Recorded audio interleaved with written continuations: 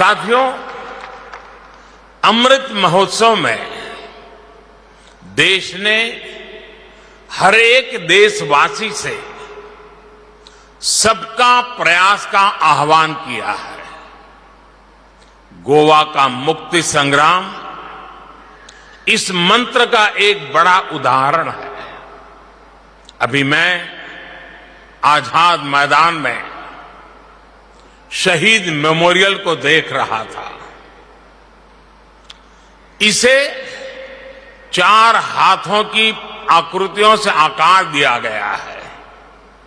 ये इस बात का प्रतीक है कि कैसे गोवा की मुक्ति के लिए भारत के चारों कोने से एक साथ हाथ उठे थे। आप देखिए, गोवा एक ऐसे समय में पुर्तगाल के अधीन गया था जब देश के दूसरे बड़े भूभाग में मुगलों की सल्तनत थी। उसके बाद कितने ही सियासी तूफान इस देश ने देखे, सत्ताओं की कितनी उठक पटक हुई, लेकिन समय और सत्ताओं की उठापटक के बीच सदियों की दूरियों के बाद भी न गोवा अपनी भारतीयता को भूला, न भारत अपने गोवा को कभी भूला। ये एक ऐसा रिश्ता है जो समय के साथ और सशक्त ही हुआ है। गोवा मुक्ति का संग्राम एक ऐसी अमर ज्योति है जो इतिहास के हजारों झंझावातों को झेल कर भी प्रदीप्त रही है, अटल रही है। कुंकलली संग्राम से लेकर छत्रपति शिवाजी महाराज और संभाजी के नेतृत्व में वीर मराठाओं के संघर्ष तक गोवा के लिए लगातार प्रयास हुए, हर किसी की तरफ से हुए।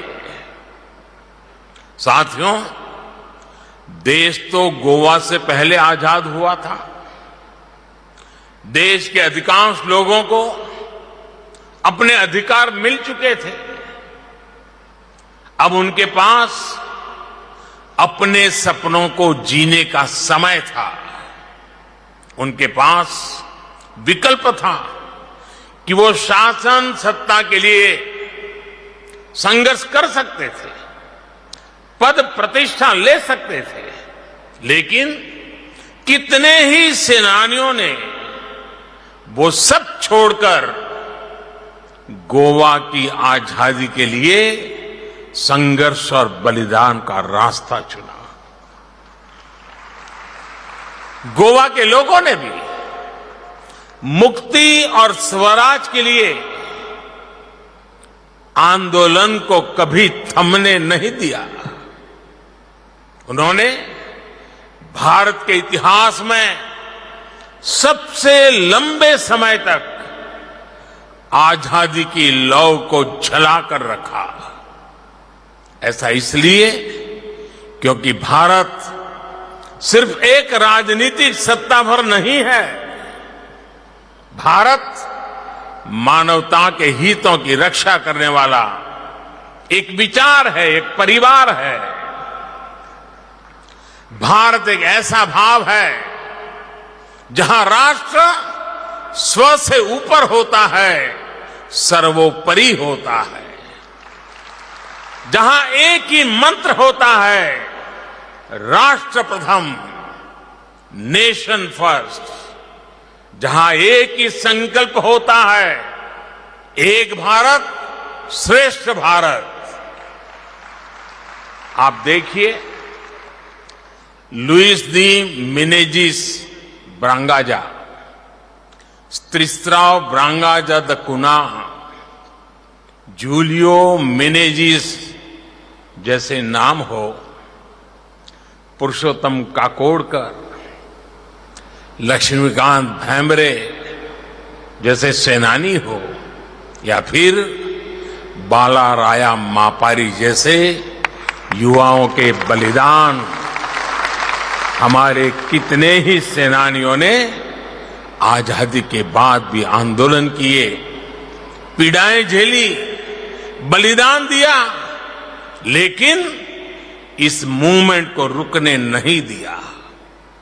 आजादी के ठीक पहले राम मनोहर लोहिया जी से लेकर आजादी के बाद जनसंघ के कितने ही नेताओं तक ये मुक्ति आंदोलन लगातार चला था।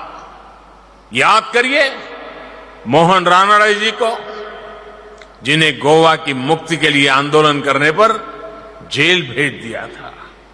उन्हें सालों तक जेल में यातना झेलनी पड़ी। गोवा की आजादी के बाद भी उन्हें कई साल तक जेल में ही रहना पड़ा। तब रानडे जी जैसे क्रांतिकारी के लिए अटल जी ने देश की संसद में आवाज उठाई थी। आजाद गोमांतक दल से जुड़े कितने ही नेताओं ने भी गोवा आंदोलन के लिए अपना सर्वस्व अर्पण किया था। प्रभाकर त्रिविक्रम वैद्य, विश्वनाथ लवांडे, जगन्नाथराव जोशी, नाना काजरेकर, सुधीर फड़के, ऐसे कितने ही सेनानी थे जिन्होंने गोवा, दमन, दीव, दादरा और नगर हवेली की आजादी के लिए संघर्ष किया। इस आंदोलन को दिशा दी, ऊर्जा दी। साथियों, गोवा मुक्ति विमोचन समिति के सत्याग्रह में 31 सत्याग्रहियों को अपने प्राण गंवाने पड़े थे।